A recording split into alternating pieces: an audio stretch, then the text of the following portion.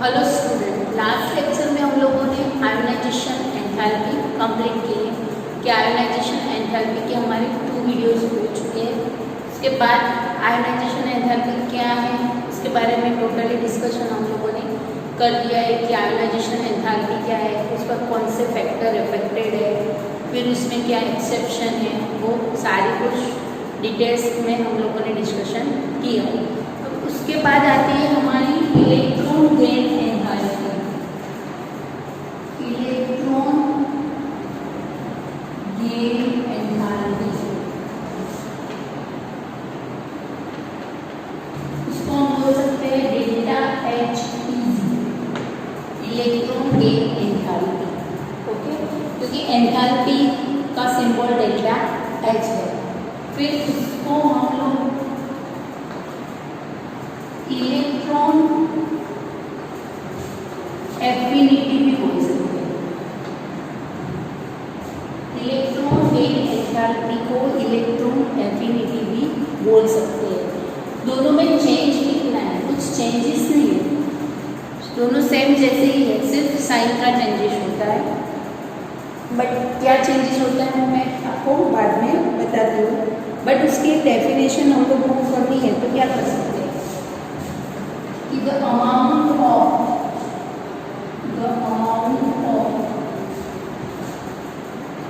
energy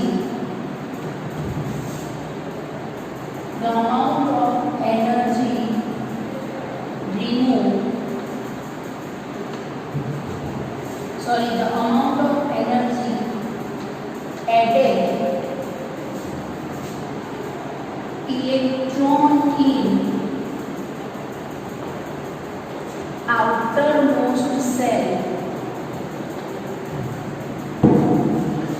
in isolated gaseous atom, the amount of energy added electron in outermost cell in isolated gaseous atom is known as electron gain enthalpy. हम लोगों को पता है कि जब भी कोई एटम है वो आइसोलेटेड होना चाहिए, कि आइसोलेटेड मीन्स कि वो एटम ने और कोई एटम के साथ बॉन्ड बनाया नहीं है।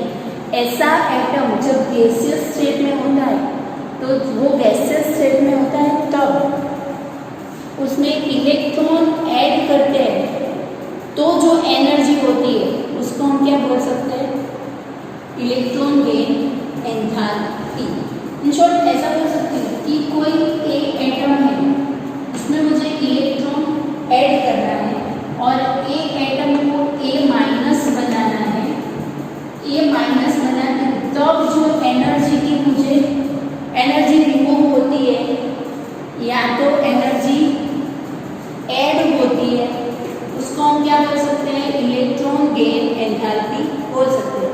इलेक्ट्रॉन एफिनिटी क्या है, तो इलेक्ट्रॉन एफिनिटी मतलब कि लवर्स ऑफ इलेक्ट्रॉन, ऐसे एटम ये जो इलेक्ट्रॉन को एक्सेप्ट करना चाहते हैं, अट्रैक्ट नहीं करते, एक्सेप्ट करना चाहते हैं। जो इलेक्ट्रॉन को एक्सेप्ट करने का उसका जो ट्रेंड्स है उसको हम क्या बोल सकते हैं, इलेक्ट्रॉन लवर्स बोल सकते हैं।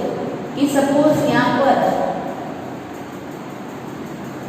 न्यूक्लियस है, न्यूक्लियस में प्रोटॉन है, यहाँ पर मैंने कोई इलेक्ट्रॉन रख दिया है तो ये प्रोटॉन क्या करते हैं, इलेक्ट्रॉन को अट्रैक्ट करके उसको एक्सेप्ट करते हैं। तो एक्सेप्ट करते हैं तब जो एनर्जी रिमूव भी होती है वो एटम के नेचर पर डिपेंडेंट है कि कोई बार एनर्जी रिमूव भी होती है, कोई बार एनर्जी ऐड भी होती है। तो उसको हम क्या बोल सकते हैं, इलेक्ट्रॉन गेन एंथैल्पी बोल सकते हैं। इन शॉर्ट ऐसा बोल सकते हो कि इलेक्ट्रॉन का अट्रैक्शन है, इलेक्ट्रॉन को एक्सेप्ट करना है और इलेक्ट्रॉन को एक्सेप्ट करने के लिए जो एनर्जी में चेंजेस होते हैं उसको हम इलेक्ट्रॉन गेन एंथैल्पी बोल सकते हैं। और इलेक्ट्रॉन एफिनिटी क्या है, तो इलेक्ट्रॉन एफिनिटी मतलब कि इलेक्ट्रॉन की चाहत।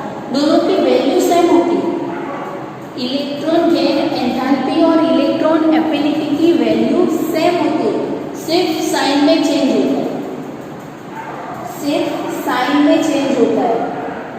क्लियर? तो एफिनिटी और गेन एंथैल्पी, अभी ये वाला जो वर्ड है वो मोस्ट यूजेबल है, इसको ज़्यादा यूज करते हैं, पर कोई कोई बार इलेक्ट्रॉन एफिनिटी लिखा है तो भी ये हो सकता है। क्लियर? सिर्फ साइन में चेंज होते हैं, वैल्यू में चेंज नहीं होती है एफिनिटी और electron gain enthalpy. Clear?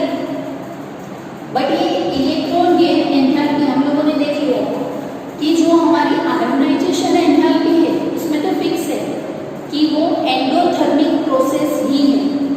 But यहाँ पर इलेक्ट्रॉन गेन एंथैल्पी में क्या होता है कि electron gain enthalpy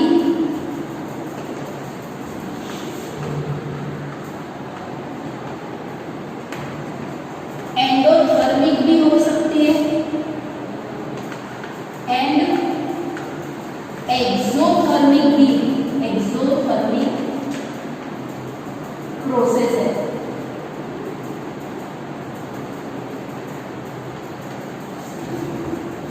electron gain enthalpy endothermic भी है, एक्सोथर्मिक भी है। कैसे है वो मैं आपको बताती हूँ। बट अभी क्या है कि वो आयोनाइजेशन एंथैल्पी में तो क्या होता था कि सिर्फ और सिर्फ एंडोथर्मिक थी कि कोई भी इलेक्ट्रॉन लूज कर रहा है तो एनर्जी देनी ही पड़ती थी। यहाँ पर तो क्या होता है, कोई बार एनर्जी रिमूव भी होती है, कोई बार एनर्जी ऐड भी होती है। वो एटम के नेचर पर डिपेंडेंट है, ऐसा बोल सकते हैं। क्लियर? फिर जो इलेक्ट्रॉन गेन एंथैल्पी है, इलेक्ट्रॉन गेन एंथैल्पी है, इसकी जो वैल्यू है वो पॉजिटिव भी हो सकती है और नेगेटिव भी हो सकती है। पॉजिटिव भी हो सकती है, नेगेटिव भी हो सकती है। जैसे आयोनाइजेशन एंथैल्पी में टोटली कंप्लीट एक ट्रेंड्स में ही आता था, ऐसा यहाँ पर नहीं है, चेंजेस है। क्योंकि क्या है, एटम के नेचर पर भी डिपेंडेंट है कि कैसे एटम इलेक्ट्रॉन अट्रैक्ट करता है, कितने इलेक्ट्रॉन की उसको रिक्वायरमेंट है, उन पर भी डिपेंडेंट है। तो क्लियर कि जो इलेक्ट्रॉन गेन एंथैल्पी है वो एंडोथर्मिक भी हो सकती है, एक्सोथर्मिक भी हो सकती है। सक्सेसिव इलेक्ट्रॉन गेन एंथैल्पी किसको बोल सकते हैं? तो अभी बता दें कि सपोज मैंने X एलिमेंट्स लिया है जो गैसियस फॉर्म है, उसको इलेक्ट्रॉन चाहिए, वो इलेक्ट्रॉन लेके X में से X माइनस बनता है। तो यहाँ पर जो डेल्टा H इजी है वो क्या होती है, नेगेटिव मिलती है मुझे। इलेक्ट्रॉन गेन एंथैल्पी की जो वैल्यू है वो मुझे क्या मिलती है, नेगेटिव मिलती है। बट ये X माइनस वाला जो एटम है उसमें मुझे सेकेंड इलेक्ट्रॉन ऐड करना है। सेकेंड इलेक्ट्रॉन ऐड करना है मतलब कि क्या होता है, यहाँ पर मैं देखूँ तो जब वो एटम न्यूट्रल था तो यहाँ पर X प्रोटॉन X न्यूट्रॉन थे, X इलेक्ट्रॉन थे। अब यहाँ पर क्या होगा, X प्रोटॉन और X प्लस 1 इलेक्ट्रॉन। तो अभी जो नया इलेक्ट्रॉन आएगा वो इलेक्ट्रॉन और पहले जो इलेक्ट्रॉन है उसके बीच में क्या होता है, रिपल्सन होता है। तो यहाँ पर X माइनस 2 मिलता है मुझे, बट मुझे सेकेंड वाला इलेक्ट्रॉन ऐड करना है तब डेल्टा H इजी जो है वो मुझे पॉजिटिव मिलती है। क्यों? क्योंकि मुझे बाहर से एनर्जी देनी है, क्योंकि यहाँ पर इलेक्ट्रॉन पर रिपल्सन हो रहा है। रिपल्सन होने के कारण जो नया इलेक्ट्रॉन ऐड होगा उसको अंदर वाले इलेक्ट्रॉन क्या करेंगे, भगाएंगे। पर मुझे भगाना नहीं है, उसको अंदर रखना है, मतलब कि डेल्टा इजी मुझे पॉजिटिव मिलती है। तो क्लियर, मैंने अभी बताया था कि इलेक्ट्रॉन गेन एंथैल्पी एंडोथर्मिक भी है, एक्सोथर्मिक भी है। यहाँ पर उसकी वैल्यू पॉजिटिव होती है, नेगेटिव होती है, तो क्यों होती है? तो यहाँ पर क्या होती है, एनर्जी रिलीज होती है, और यहाँ पर क्या होता है, एनर्जी ऐड करनी पड़ती है। यहाँ पर एनर्जी रिमूव होती है, यहाँ पर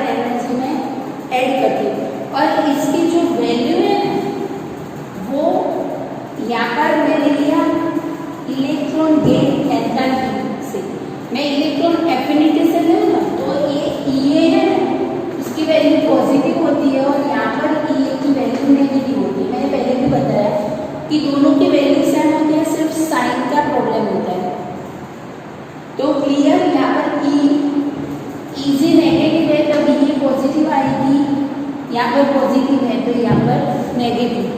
वैल्यू दोनों की सेम है, सिर्फ साइन में चेंजेस होता है। क्लियर? तो ये हो गया कि सक्सेसिव इलेक्ट्रॉन गेन एंथैल्पी क्या है। ओके, सक्सेसिव इलेक्ट्रॉन एंथैल्पी के बारे में हम लोगों को पता चल गया इलेक्ट्रॉन गेन एंथैल्पी क्या है। क्लियर? अब जो इलेक्ट्रॉन गेन एंथैल्पी पर जो अफेक्टेड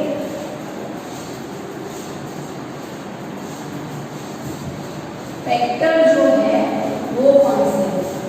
इलेक्ट्रॉन गेन एंथैल्पी पर अफेक्टेड फैक्टर कौन से है, उसके बारे में हम डिस्कस करते हैं कि अफेक्टेड फैक्टर। तो फर्स्ट तो न्यूक्लियस चार्ज, न्यूक्लियस चार्ज को मैं प्रोटॉन भी बोल सकती हूँ।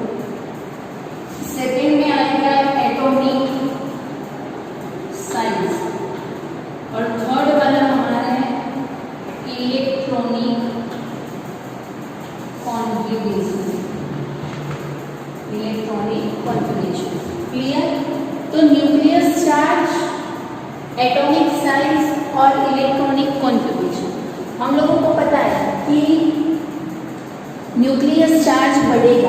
एक चीज़ याद रखो कि यहाँ पर न्यूक्लियस में 3 प्रोटॉन है और यहाँ पर एक इलेक्ट्रॉन मैंने रखा है। यहाँ पर न्यूक्लियस में बहुत सारे प्रोटॉन हैं और यहाँ पर इलेक्ट्रॉन रखा है। तो जितना पॉजिटिव चार्ज होगा उतना वो इलेक्ट्रॉन को ज़्यादा अट्रैक्ट करेगा। तो ऐसा बोल सकते हो कि न्यूक्लियस चार्ज जितना ज़्यादा उतनी जो इलेक्ट्रॉन गेन करने की कैपेसिटी है एटम की वो क्या हो जाती है? ज़्यादा हो जाती है। तो न्यूक्लियस चार्ज इंक्रीज होगा तो हमारी इलेक्ट्रॉन गेन एंथैल्पी है वो इंक्रीज होगी। तो ऐसा बोल सकते हैं कि न्यूक्लियस चार्ज और इलेक्ट्रॉन गेन एंथैल्पी दोनों डायरेक्टली प्रोपोर्शनल है।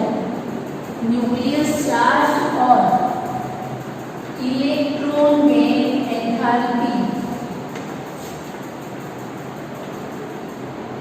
डायरेक्टली प्रोपोर्शनल है। एटम की साइज की बात करूँगी क्योंकि जो नया इलेक्ट्रॉन ऐड हो रहा है वो तो आउटर मोस्ट सेल में ही ऐड होगा, बीच में आके तो रहेगा नहीं। तो जितनी एटॉमिक साइज इंक्रीज होगी उतनी उसकी इलेक्ट्रॉन गेन एंथैल्पी है वो डिक्रीज हो जाएगी। क्यों डिक्रीज हो जाएगी? तो न्यूक्लियस और जो बाहर इलेक्ट्रॉन रखा है मैंने उसके बीच का डिस्टेंस है वो इंक्रीज हो जाता है। तो इलेक्ट्रॉन गेन एंथैल्पी डिक्रीज हो जाती है। ऐसा बोल सकते हो कि एटॉमिक साइज और electron gain enthalpy, electron gain enthalpy दोनों एंटी प्रोपोर्शनल। देखो आयोनाइजेशन एंथैल्पी में जैसे हो रहा था वैसा ही यहाँ पर है कि आयोनाइजेशन एंथैल्पी भी न्यूक्लियस चार्ज की डायरेक्ट प्रोपोर्शनल थी और एटॉमिक साइज के एंटी प्रोपोर्शनल थी। यहाँ पर भी सेम वो चीज़ हो रही है। क्यों? कि यहाँ पर न्यूक्लियस चार्ज बढ़ेगा तो वो न्यूक्लियस को अट्रैक्ट करेगा। न्यूक्लियस को अट्रैक्ट करेगा तो क्या होता है? न्यूक्लियस इलेक्ट्रॉन को अट्रैक्ट करेगा तो इलेक्ट्रॉन आउटरमोस्ट सेल में आएगा। क्लियर? जितने ज़्यादा प्रोटॉन उतने इलेक्ट्रॉन को एक्सेप्ट करने की उसकी जो कैपेसिटी है वो बढ़ जाती है। फिर एटॉमिक साइज में क्या होता है कि जितनी साइज बढ़ी इतना न्यूक्लियस का जो डिस्टेंस है वो डिक्रीज हो जाता है, तो इलेक्ट्रॉन को इतना खींच पाता नहीं है। फिर इलेक्ट्रॉनिक कॉन्फ़िगरेशन में हम लोग देखें तो फुल फिल्ड या हाफ फिल्ड इलेक्ट्रॉनिक कॉन्फ़िगरेशन होगी। सपोज हम लोगों को पता है कि D3 या D5 या तो F7 या तो P6 D10 F14 जिनके इलेक्ट्रॉनिक कॉन्फ़िगरेशन होगी वो लोग क्या करते हैं? इलेक्ट्रॉन को इतना इजीली एक्सेप्ट नहीं करते। क्यों नहीं करते? तो हाफ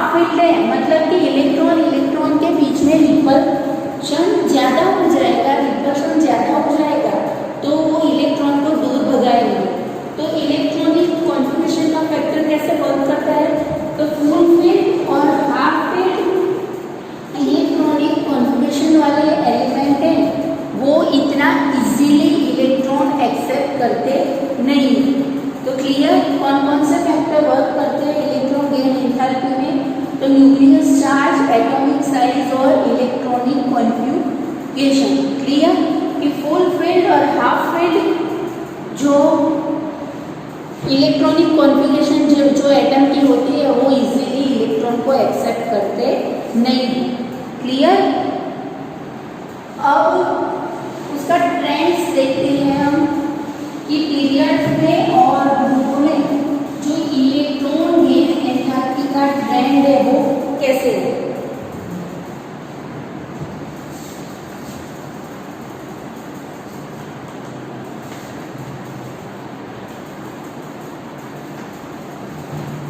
पीरियोडिक टेबल में जो इलेक्ट्रॉन गेन एंथैल्पी का ट्रेंड है वो कैसा है?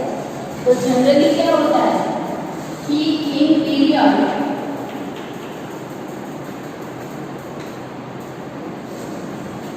Left to right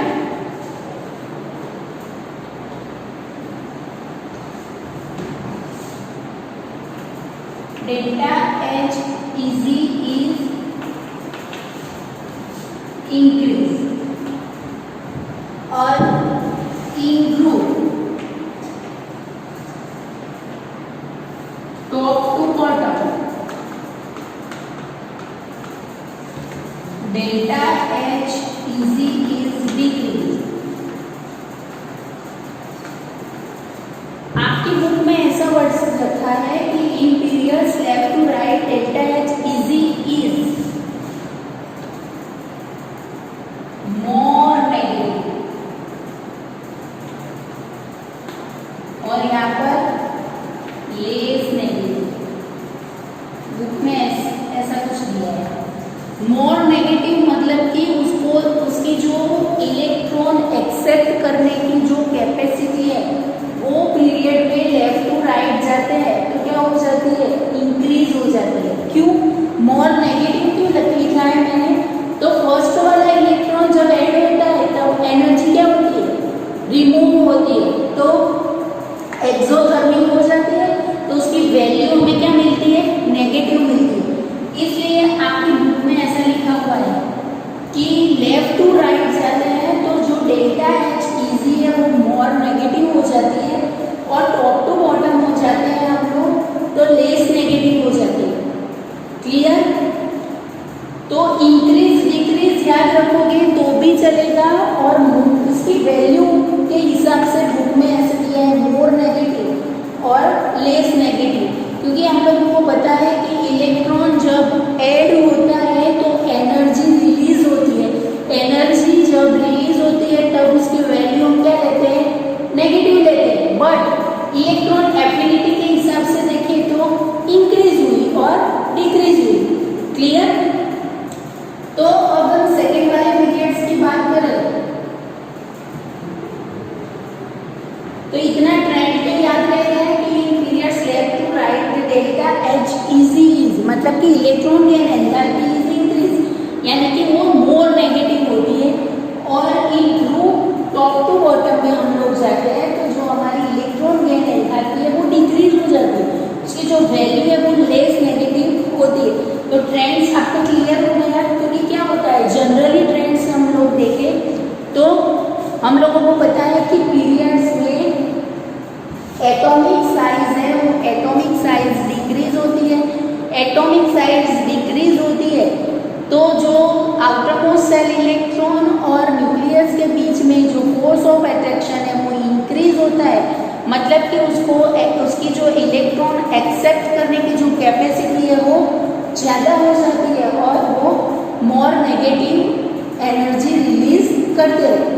top to bottom में जाएंगे तो एटॉमिक साइज के हिसाब से देखें तो जो न्यूक्लियस और जो आने वाला इलेक्ट्रॉन है उसके बीच का जो डिस्टेंस है वो क्या हो जाता है? इंक्रीज हो जाता है। इंक्रीज हो जाता है तो इतना जो न्यूक्लियस है वो बाहर वाले इलेक्ट्रॉन को अट्रैक्ट कर पाता नहीं है, और अट्रैक्ट नहीं करेगा तो उसकी एक्सेप्ट करने की कैपेसिटी भी क्या हो जाएगी? कम हो जाएगी। जो एनर्जी रिलीज करने की कैपेसिटी है वो भी कम हो जाती है और ये लेस नेगेटिव हो जाती है। क्लियर, अब हम एक्सेप्शन की बात करें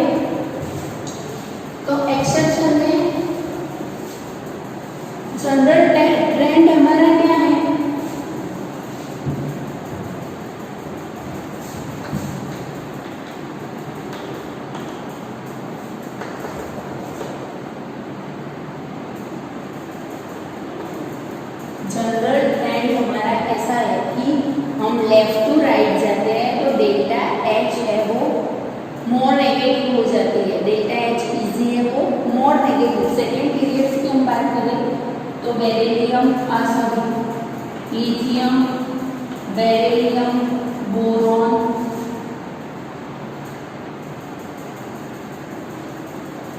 कार्बन, नाइट्रोजन, ऑक्सीजन, फ्लोरीन और नियोन। अब हम लोगों को पता है कि हमारा जो 18 वाला ग्रुप है, 18 वाले ग्रुप की तो जो इलेक्ट्रॉनिक कॉन्फ़िगरेशन है वो ऑलरेडी स्टेबल है, तो उनकी जो इलेक्ट्रॉन एक्सेप्ट करने की जो चाहत है वो तो क्या होगी, कम होगी। तो सबसे कम किसकी होनी चाहिए, नियोन की होनी चाहिए। पर रूल के हिसाब से क्या हुआ, लेफ्ट टू राइट जाते हैं तो वो इंक्रीज होती है। बट 18 ग्रुप को हम एक्सेप्शन ले ले सकते हैं कि इनकी जो इलेक्ट्रॉन गेन करने की जो कैपेसिटी है वो ऑलवेज कम होती है और जो एनर्जी है वो ऑलवेज पॉजिटिव आ जाती है, क्योंकि बाहर से फोर्सफुली ऐड करना पड़ता है, वो डायरेक्ट ऐड करने नहीं देते। तो सबसे लीस्ट, सबसे कम डेल्टा इजी किसकी होगी, नियोन की। यहाँ पर जनरली रूल के हिसाब से हम लोग देखें, जो हमारा जनरल ट्रेंड है उस हिसाब से देखें तो लेफ्ट टू राइट जाते हैं तो डेल्टा एच इजी है वो इंक्रीज होनी चाहिए। बट ये वाला जो ऑर्डर है वो रॉन्ग है, क्योंकि यहाँ पर क्या होगा, सबसे कम किसकी आएगी, नियोन की आएगी। ओरिजिनल ट्रेंड अभी है ना कुछ ऐसा है कि सबसे कम नियोन की होती है। इलेक्ट्रॉन एफिनिटी के हिसाब से हम देखें तो सबसे कम किसकी होती है, नियोन की होती है, क्योंकि मैंने बताया कि इसकी तो इलेक्ट्रॉनिक कॉन्फ़िगरेशन ऑलरेडी क्या है, स्टेबल है। स्टेबल है तो नया इलेक्ट्रॉन ऐड होगा नहीं, तो लीस्ट नेगेटिव किसकी है, इसकी है। फिर यहाँ पर हम लोगों को पता है कि क्या है, हाफ फील्ड है। इलेक्ट्रॉनिक कॉन्फ़िगरेशन के हिसाब से देखें तो नाइट्रोजन का एटॉमिक नंबर 7, उसकी इलेक्ट्रॉनिक कॉन्फ़िगरेशन 2s2 2p3, तो उससे ज़्यादा इलेक्ट्रॉन गेन करने की कैपेसिटी किसकी, नियोन से ज़्यादा नाइट्रोजन की। फिर आएगा हमारा बेरिलियम।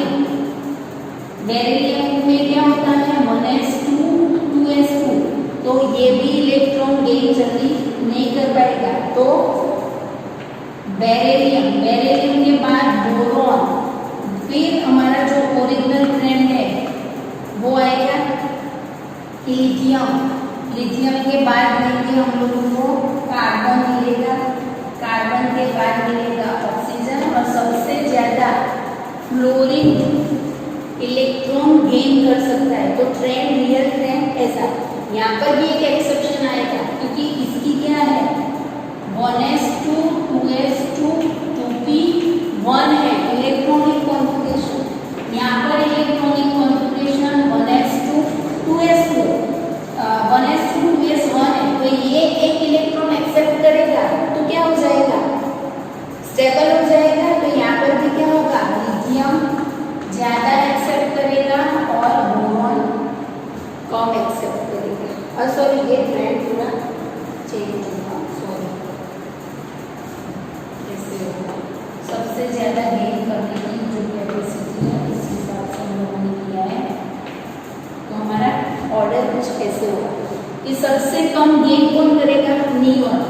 नियोन से थोड़ी ज़्यादा नाइट्रोजन, नाइट्रोजन से बेरिलियम, बेरिलियम से लिथियम, फिर बोरॉन, कार्बन, ऑक्सीजन और फ्लोरीन। सबसे ज़्यादा गेन करने की कैपेसिटी किसकी है, फ्लोरीन। इसमें सेकेंड वाले जनरल ट्रेंड्स के हिसाब से देखें तो ऐसा है कि लेफ्ट टू राइट जाते हैं तो हमारी जो इलेक्ट्रॉन गेन एंथैल्पी है वो इंक्रीज होती है।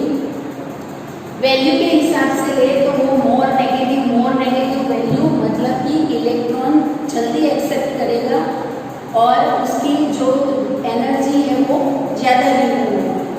बट एक्सपेरिमेंट के हिसाब से देखें और अभी जो फाइनल ऑर्डर है वो कुछ ऐसा है। क्यों ऐसा है, रीज़न मैंने आप लोगों को बताया कि इलेक्ट्रॉनिक कॉन्फ़िगरेशन के हिसाब से देखें तो नाइट्रोजन में हाफ फील्ड इलेक्ट्रॉनिक कॉन्फ़िगरेशन है, तो वो क्या करेगा, कम इलेक्ट्रॉन एक्सेप्ट करने की कैपेसिटी रखेगा क्योंकि वो ऑलरेडी स्टेबल है। फिर नया इलेक्ट्रॉन आता है तो उसकी स्टेबिलिटी कम हो जाती है, और हम लोगों को पता है कि केमिस्ट्री में तो स्टेबल है ना मोस्ट इम्पोर्टेंट। फिर यहाँ पर भी ऐसा होता है, फुल फील्ड 2s ऑर्बिटल है तो वो भी कम गेन करना पसंद करेगा। फिर लिथियम में क्या हो जाता है, एक इलेक्ट्रॉन आता है तो वो स्टेबल हो जाता है, इसलिए उसकी ज़्यादा। फिर यहाँ पर बोरोन में तो क्या होता है, दूसरा इलेक्ट्रॉन आएगा तो भी p ऑर्बिटल में जाने वाला है, उसमें उतना कुछ फर्क होता नहीं है। फिर कार्बन ऑक्सीजन फ्लोरीन, क्लियर। तो पीरियड्स में जो एक्सेप्शन है वो ये वाला है, क्लियर। अब उसके बाद आएगा हमारा ग्रुप में कौन कौन से एक्सेप्शन है। तो जनरली ग्रुप में ट्रेंड्स क्या था कि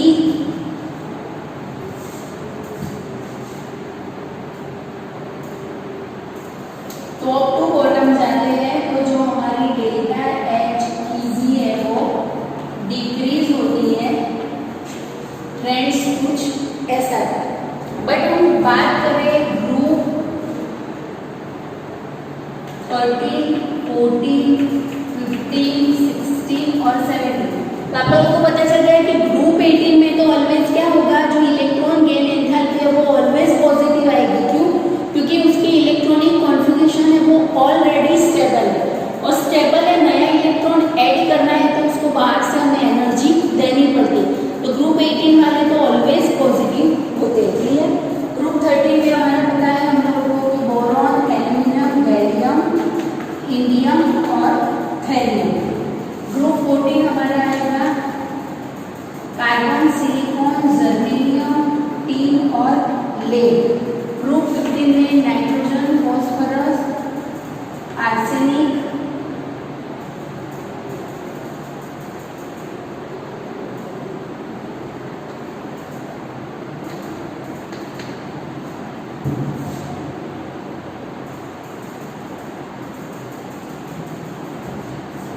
और बिस्मथ।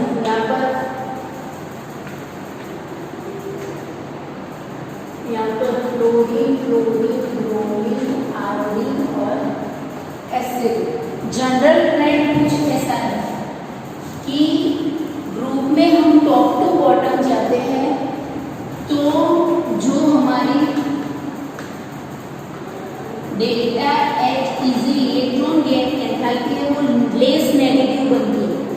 बट एक्सेप्शन ये है कि यहाँ पर फ्लोरीन के बाद क्लोरीन की क्या होती है, इंक्रीज होती है, फिर ये डिक्रीज होने का ट्रेंड है वो चलता है। यहाँ पर भी क्या होती है, ऑक्सीजन के बाद सल्फर की है वो इंक्रीज होती है, फिर सारी डिक्रीज हो जाती है।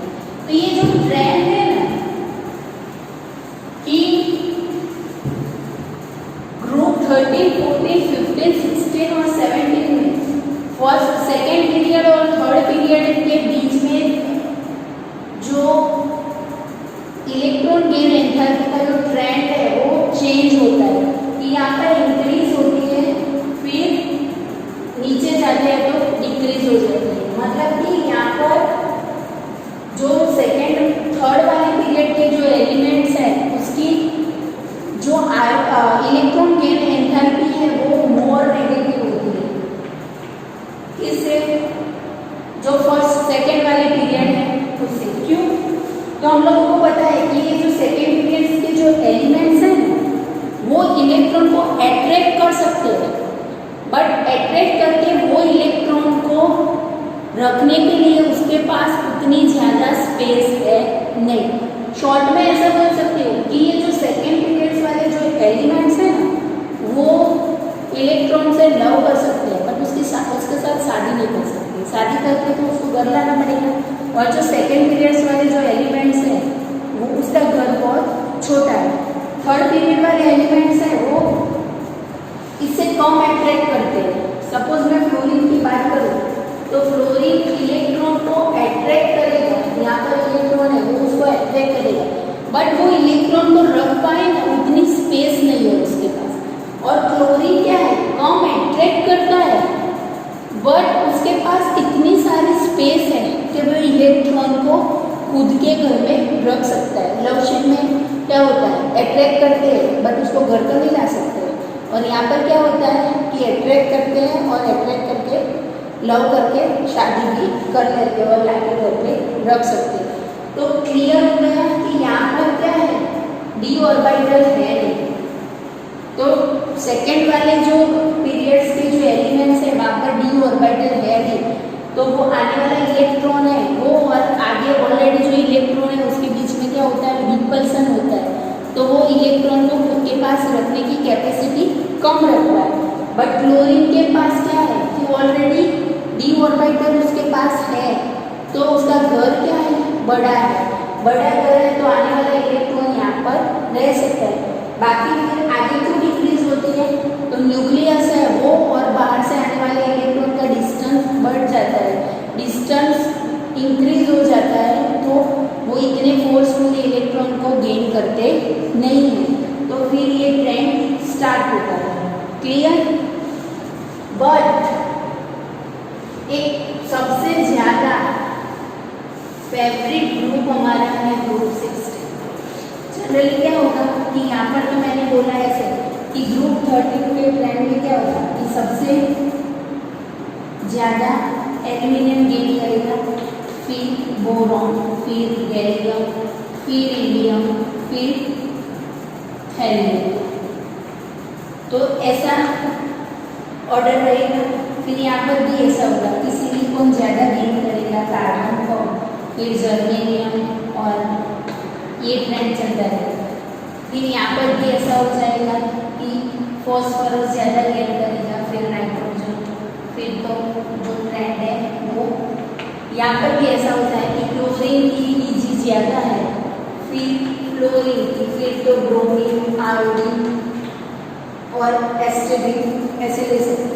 बट यहाँ पर ऑक्सीजन ही सबसे कम है, इलेक्ट्रॉन को गेन करने की जो कैपेसिटी है वो ऑक्सीजन की बहुत कम है। और ग्रुप 16 में हम लोगों को ट्रेंड लिखना हो तो हम ऐसे लिख सकते हैं कि सबसे ज़्यादा सेलेनियम, सल्फर आएगा, फिर सेलेनियम, फिर टेलुरियम, और लास्ट में ये तो रेडियो एक्टिव है तो हम यूज़ नहीं कर सकते। तो कोई बार आपको पूछे कि ग्रुप 16 का डेल्टा इजी का जो ऑर्डर है वो कैसा होगा, तो सल्फर सबसे ज़्यादा गेन करेगा, उससे कम सेलेनियम, सेलेनियम के बाद टेलुरियम, टेलुरियम के बाद ऑक्सीजन। तो क्लियर, हमारी इलेक्ट्रॉन गेन एंथैल्पी क्या है, जो आउटर मोस्ट सेल में इलेक्ट्रॉन को ऐड करना है तब जो एनर्जी के चेंजेस होते हैं उसको हम इलेक्ट्रॉन गेन एंथैल्पी बोलते हैं। इलेक्ट्रॉन गेन एंथैल्पी एंडोथर्मिक भी है, एक्सोथर्मिक भी है। इलेक्ट्रॉन गेन एंथैल्पी की वैल्यू पॉजिटिवली है, नेगेटिव भी है। सक्सेसिव इलेक्ट्रॉन एंथैल्पी क्या है, इलेक्ट्रॉन गेन एंथैल्पी वो भी हमें पता चल गया। फैक्टर कौन कौन से काम करते हैं वो भी हमें पता चल गया कि न्यूक्लियस कौन से फैक्टर काम करते हैं, तो न्यूक्लियस चार्ज, फिर एटॉमिक साइज, फिर इलेक्ट्रॉनिक कॉन्फ़िगरेशन, पीरियड्स में कैसा ट्रेंड है, ग्रुप में कैसा ट्रेंड है, पीरियड्स में कौन कौन से एक्सेप्शन है और ग्रुप में कौन कौन से एक्सेप्शन है, वो सारी डिटेल्स हम लोगों ने यहाँ पर देख लिए। तो यहाँ पर आपका जो इलेक्ट्रॉनिक कॉन्फ़िगरेशन वाला जो टॉपिक है वो फिनिश हो रहा